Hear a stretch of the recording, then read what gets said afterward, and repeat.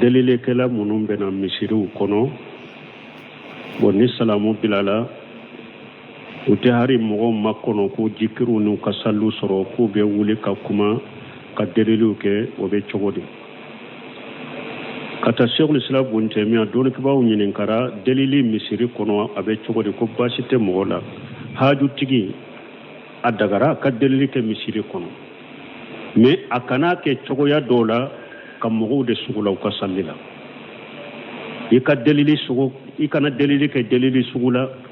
min bɛ sallibagaw sugu la ou bien a bɛ mɔgɔw sugu la u ka jikiriw la k'u taswisu u tɛ se k'u ka jikiru cogo sɔrɔ ou bien u tɛ se k'u ka salliw cogo sɔrɔ ka mɔgɔw sugu la o de tɛ bɛn u ko ni delilikɛla min ye o kɛ a bɛ daga misiri koɲa bɛ minnu bolo a ka a ɲamariya a ka da de ou bien a ka taa da la n'a bɛ delili kɛ a ka taa da la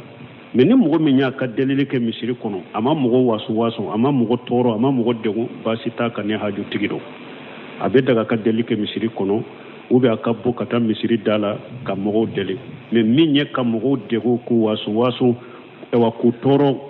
ewa k'u sugu la o de tɛ bɛn ni delilikɛla min ye o kɛ a b'a ɲamariya a ka da de ou bien a ka bɔ ka taa da la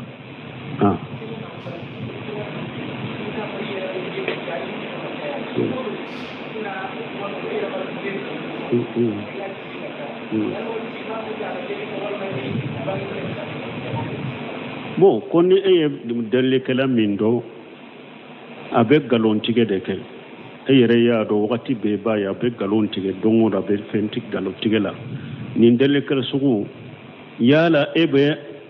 a to ye tɛ ou bien i b'a bange silamɛw ye o nin delilikɛla sugu i kɛlen n'a kɛlen nasiha k'a ye fɔlɔ ko nandiya k'a ye ko karisa i bɛ min na a dabila ne b'i dɔn a mɛnna koyi ni misiri la ye nin kuma kelen fɔ i ye nkalon fɔ ni misiri la i ye nkalon fɔ ou bien ni e ye wariw sɔrɔ u bɛ t'u dɔn tiɲɛli fɛnw na dolomin ni fɛnw de la i kɛlen n'a kɛlɛ a ko nandiya fɔlɔ i k'a waaju a bɛ ko min na a k'a dabila nkalontigɛ man ɲi ni darura yɛrɛ tɛ haju yɛrɛ tɛ ciden ko ni ye delili kɛ i ye jahanaba tasuma kami de deli ciden ko delilikɛla ni haju tɛ darura tɛ yawmal qiyama don n'i bɛna i ɲa a sogobu bɛɛ bɛ bɔ a la i ɲa kolonjɛ de bɛna qiyama kɛnɛ kan i b'a waaju n'a y'a mɛn i kɛlɛ n'a kɛlɛ a filɛ n'a m'a mɛn a ko bange silamɛw ye k'a fɔ ni a bɛ kuma minnu fɔ tiɲɛ t'u la dɛ nkalontigɛla de don i b'a ko bange silamɛw ye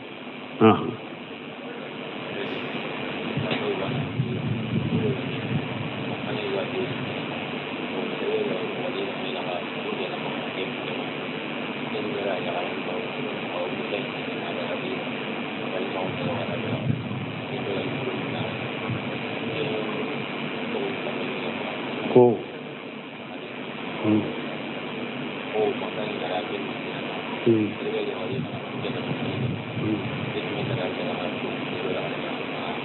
continue nguru samenya bon min fɔ ɲininkali dɔ nana jama bɛ hakɛ to mɔgɔw an y'o de fɔ n'u bɛ ɲininkaliw naati a ye ɲininkaliw naati a ka nafa bɛ mun na a ka diina la ko muso dɔ de don ko a ko mankan tun bɛ ale ni a cɛ ko mɔgɔ wɛrɛ cɛ wɛrɛ de kɛra sababu ye ka mankan bɔ nba ale n'a cɛ ni ɲɔgɔn cɛ ko min kɛra sababu ka mankan ba olu ni ɲɔgɔn cɛ ko a ye ale ka nimoro ta ko a bɛ to k'ale wele ko kafoɲɔgɔnya tɛmɛna ale ni a cɛ ko kɔrɔnafili bɛ ale la kɔrɔnafili t'i la ala ɲɛsiranyabaliya de b'i la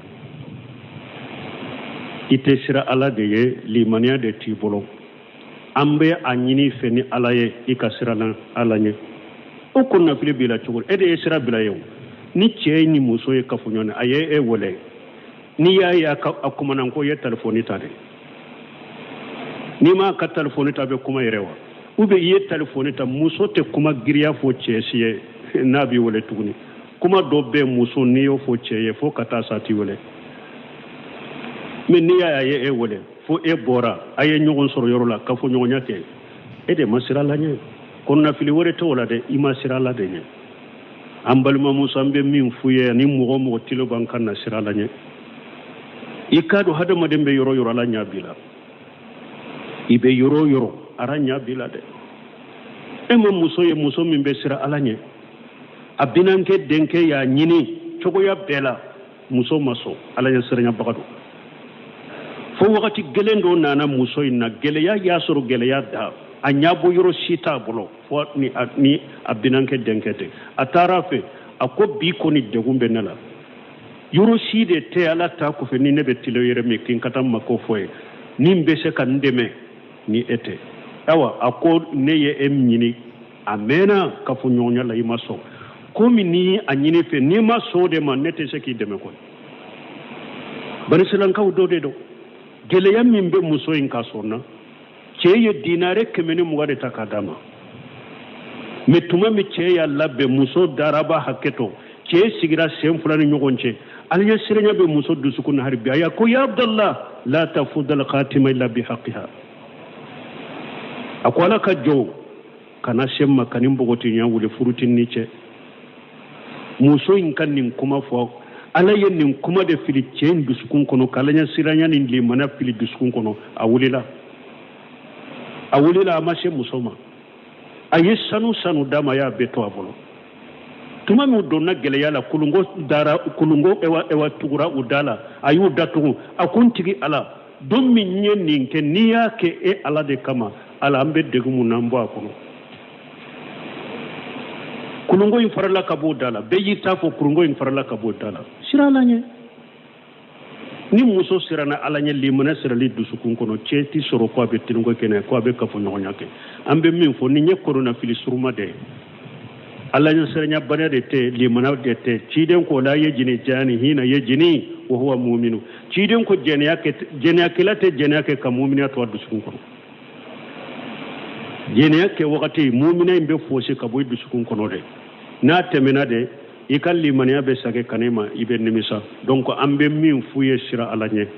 minye erela so ani misasi ci ani nyogongole atige ini change pew erela so tige na ce pew kwa kani wole pew erela so tige na ce ika foye nima dabira mbille bu fokata sati wole ambe min fuye oye ninde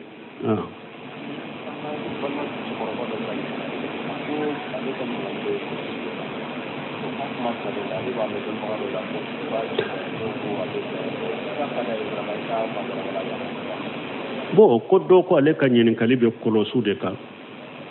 ka yiridu kenuye ko do ba fa bebe do ba fa tebe minye Sheikh Albani ka yiridu keni kolosu ale boro bidiyaro Sheikh Sal Fawzani ka yiridu keni kolosu a bolo bidiyaro ibi ka yiridu keni bolon konuye ode sunnay ciden ko musoma ale kunna bil anamil fa innahunna mustanqatu yawm al qiyamah ciden ko musoma bawma naba ka yiridu ka jikiru ka ya kana ka bolon konuye parce que yawm al qiyamah do ulube kuma ube sere kiye ko itumbala ko sumani uduye ni mo be do ka kaburu kono ni bolon konu be do kaburu kono de ulube sere kiye donc sunna yede be ko ni bolo sunna yede iki kayridu ke ni bolon ko nuye ode kanyi ode sunna be bolo namboro yoro la sa kayridu ke ni korosu kanayridu ke ni korosu don ke baw tilan yoro mafla anya Sheikh Albani ta fole ko bidaro fi silsat ahadith da'ifa ale ko bidaro Sheikh Sal Fawzani ko bidaro memunye Sheikh Islam Ibn Taymiyyah ani afata walajna daima ulama walajnatu daima libusil mawliftai Sheikh Ibn Usaymin ulu nyinin kara ulu ko koroshi yere jate parce que Ibn Usaymin ye tuma male nyinin kara le buntemi atade takafo kasembentia Sheikh Islam Ibn Taymiyyah ko koroshi yere jatu te bato ye folo ko wasila de do sira de do ki deme bato dola bidiya be do bato de la alete bato yere folo kon namba fo bida ko ale minande ki deme bato dola donc bida imbe bato indela me alete bo ako aleta wasila de do o bunte me ko na ya sor mogomi bolon kono de kanyi o de sunnay ako men ni mogo min be nyagambi wala ite se kika e wajate o kenaye ako ni ka korosu dilan chogola min ni bida mogo ka korosu dilan chogo te kelenya ima korosu mina itege fana la wakati benni korosu bi bolola no be yere jiraira ni kala hala bayira ayenne laje wakati benni be jirkudina korosu kana suru bi bolola wakati be korosu kana suru fana no dilole bi kanna wakati be ika korosoro yi udila subhana rabbi sabani saba alhamdulillah nabi sabani saba allah akbar nabi sabani saba yi udila chogo de da o yiridu chogo de la ubi bolo ka salli yorola ni sallike ebuta ke kay rudu ke netilale ubu dai fo salli wakati wore a ubu ka korosu bu bolo ka jifa kono ni sallira yoro min ni be nyagambe bolon kono la ni ewa itilala ibi kay rudu ke ni ka korosu ibu du ka jifa kono mogo to yu itegela mogo to yu dilalembe kana imu ke komi bidia mogo ewa kolosu chogo bunte mi ako basitenina sewsela bunte mi ako ale ko bidiate basitenina ki kayridu kenai lezina tu daima libusi limafata wa lezina damu fana ninde fo bunu usemi rahimahullah ale fana ka fata wala yen ninde fo basitala ikake ni chogola Sulemanu rehili fana tumamu ya nyine ka fana ninde fo akome akana ke yere jirai kana dilo ikana ki kake komi yere jira akana ki bolo la wakati be kana dila komi bidia mogo ka kurusu dilan chogo ko akoni nunu maye ala basitale ke kayrudu ke ne ka kurusu ha minye ewa qatimatu musabbiqat qatamul musabbih uko oye bidia lesri tola lezina daima ye fatawa ke qatamul musabbih mo kanota Sheikh Salih Fawzani nin karala ako bidiya do ako lejina daima ya fatawa kaka mo kanota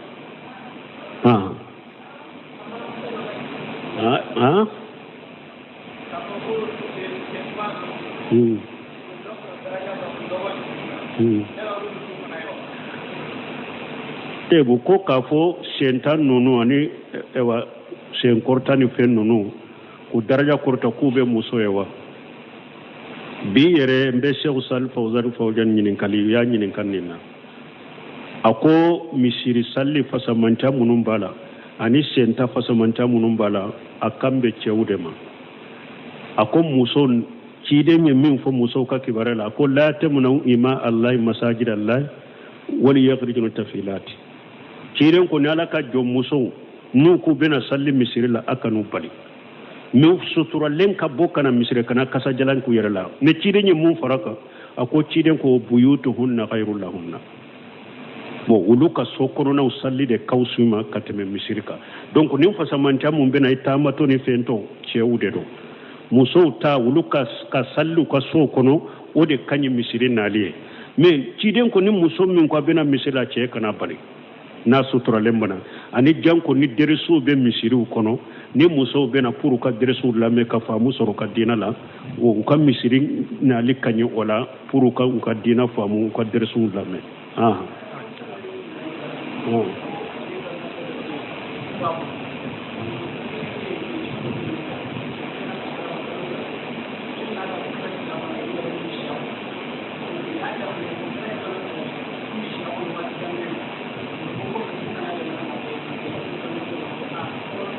Église.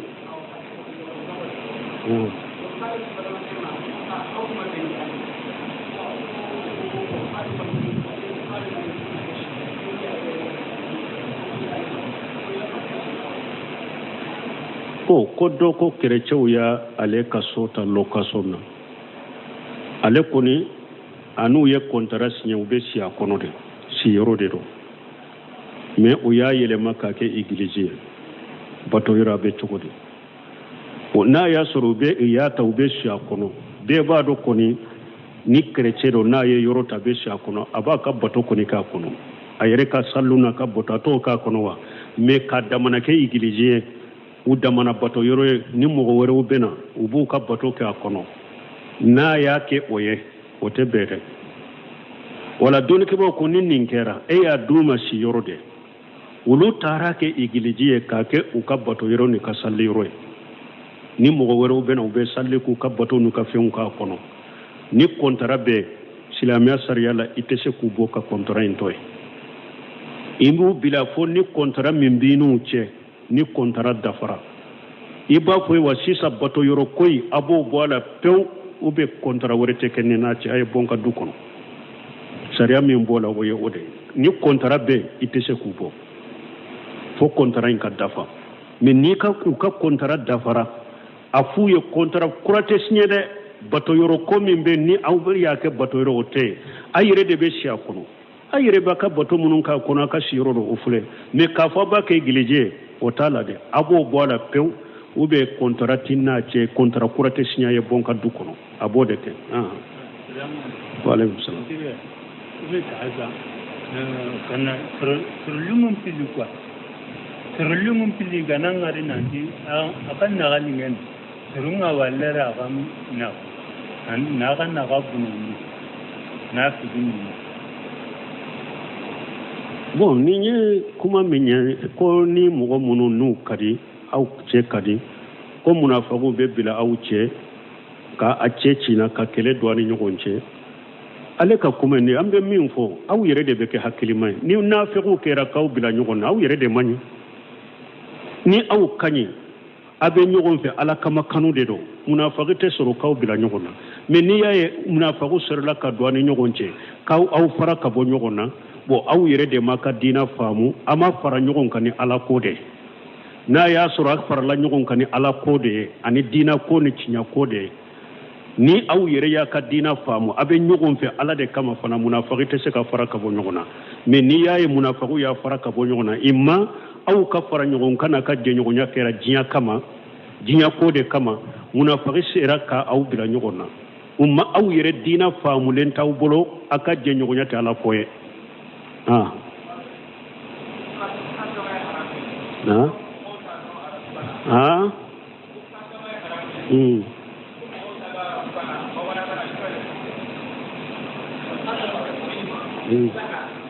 khatamu misbaha bo woyede fenkura mi fenkura do da bora sisa ubado bolonkonila kasumana laike nay uba fere abe do bolonkonila ibe to ka digidigi kasumana laike nay don ke ba ko atebe munna yere jira bala parce que abe ka bolonkonila ba ke har ni yere ma fo dala ikalla hala ba ke kayra mogola de ne jikiru kala de ama jikiru fen ngari ama yembolo la wakati be ne be jikiru de ke kele afulana iba digi kasori hakili yere te jikiru na abe digi do ba digi me iba soro bolom be diga ka me duskun kono jikiru nte hakili te jikiru la wala ibe baro la iba digi ibe kuma la iba digi I hakili de jikiru fana dafale nyere nemba fo dusku neni dusku be nyogon fe me jikiru be kay ka ke ale be digi wa qalbuhu qafilu o ye jikiru to ka jede donc don ko ba ko nin cinyale munum bala de donc ko ewa bidiya do mo kana qatam tasbihu min fulani nyam mo kanata ko be jikiru kenay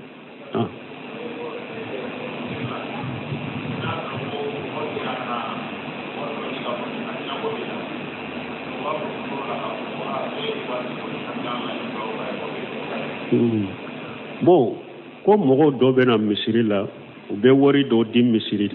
ke sitigo ma ko ye do nin ke sila ka do ke ni hamina ko benna bon do ke ba ko niye mogo fendi mogo makasagi ka do nyina fe har ni ka baraji macinya annagasira o de ato amba aishatu ni ale ba ka jo muso ci ko akata sadakati di mogo ma aba fo ye ni taraye sadakati ndia tigima kanana folo de ama kono be do minge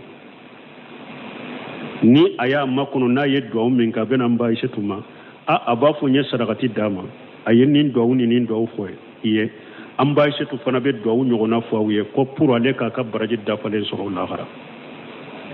parce que iko mugoma ha do kinye ifana ya delio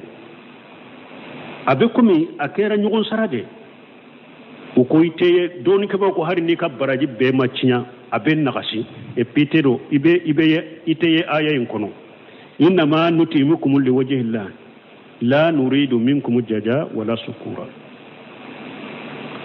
iteye ni aya kono de uytimuna ta'ama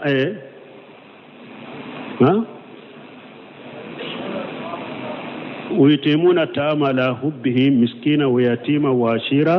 إنما نطعمكم لوجه الله لا نريد منكم جزاء ولا شكورا ala kam mo nyuma kan na fakati di togon ulube ataka dimade ute saranyini fe ute barkada nyini fe ante saranyina fe ante barkada nyina fe wala atunte salafu kam misiri la koy bena fende akado kesila yeddo kenya tente sunnate de et puis donne que ko ni saragati ndi ika jiyan nafa do de kama mbeta manyu manka sage kana ube ni hamina ko be na jiya ko alaka nyana bo baraji ti la gara ko innamal a'malu binniyati wa innamal likulli imrin ma nawa iye saragati mboni nganyade minye ala bo de kiye ko ni e masaragati mboni nye saragati nka baraji soro la gara e ya adini jiya hamina ko de anyi jiya ko do de ni o jiya ko nyana bora afule no ma nyana bo baraji ti la gara de parce que ma kene la gara ninka famu wala ni be saragati di alama ibe misiri di ibe misiri deme ibe misiri kesi deme o ma se foli makoy ita do ma dro u ka do kesi kono mais do fana be foli fo munna iba soro munu nyere kesi tigu fana wulo fana ba fo munna ko sisa mogo dalente mogo la na ma fo sisa ko karase ninna ta sera kesi ma ba fo nyere yadu do fana yere ba du de koy do fana bi ka ujura ke ninde na ma fo ute danna donc me ambe min fo ni eyi tadi ni alaye atoyni alache atoni alache adira minna ni o ya sha ka seyrola alhamdulillah na ma sha ka seyrola e ka baraji sabila la garado ale de ni wori ben akaya makinaka akunko ba le de ka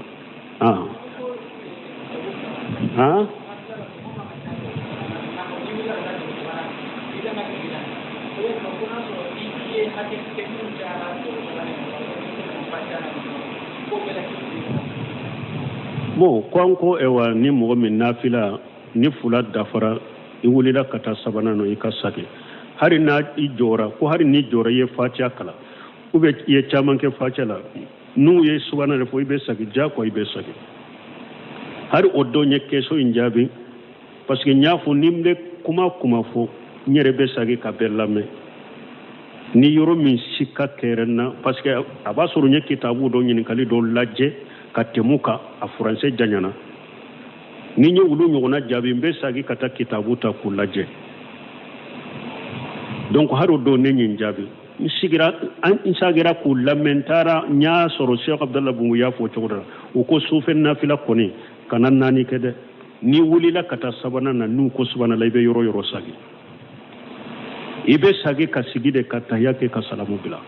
ko parce que chiden ko salatu layli masna ko sufen nafila koni ko fula de yo yede nani tola sew sal fawzan fawjanu bebo defo ko sosoli nana jumanna ibe se ka ken nani bo be atese ka ken nani ko o yetti de felatai mana arakaw nani min be salli fananye yale be se ko betu nyona wa ko sosoli nana tile felata de la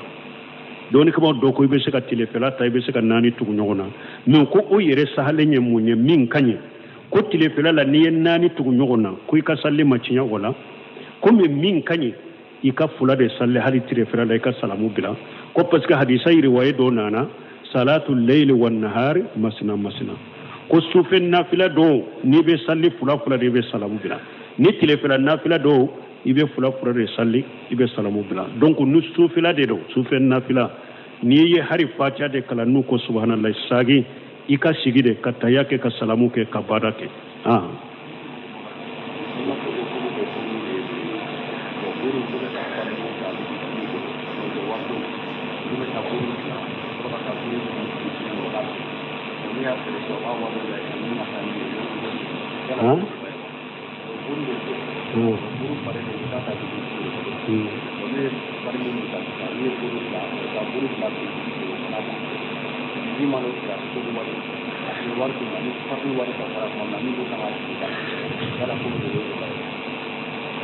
ko do ko olu be buru dila de ke mais farini ubeta tabitigi tigi de fe jurula mais nu ya dila buru la ubeta buru in fana di bitigi tigi de ma aba fere na ya fere ale b'a ka farini wari bɔ a la ni to min tora a b'a di olu ma k'o bɛ cogo di bon n'a y'a sɔrɔ ni bitigitigi ye nin sarati de a bɛ farin mugu ta n bolo mais n'a ye buru dila a bɛ nana ne yɛrɛ de b'a feere de kullu qardi jarra nafwa fa huwa riba nin ye juru don de a ye juru don aw la ka nafa dɔ sama ka na yɛrɛ ma nin ye riba de n'a y'a sɔrɔ ni bitigitigi saratira nin kan nin ye riba de nin tɛ bɛn aw ye farini juru min t'a bolo a b'a ka buru dila de k'a ka buru feere mɔgɔw ma n'a y'a ka buru feere a bɛ n'a ka wari sara mais n'a y'a sɔrɔ a y'a sarataw kari fo ne yɛrɛ de a kana ni buru yɛrɛ de ka feere kullu qardi jarra nafwa fa huwa riba nin ye riba de a tɛ bɛn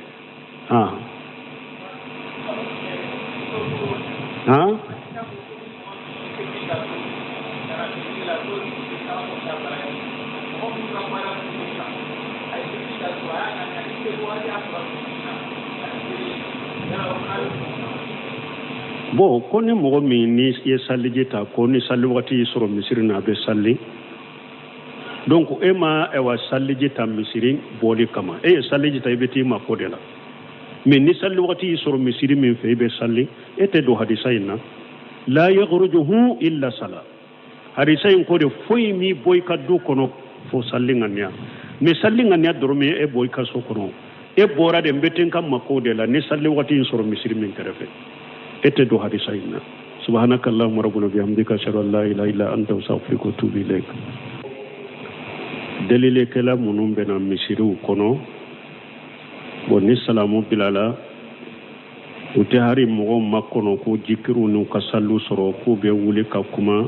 ka deliliw kɛ o bɛ cogo di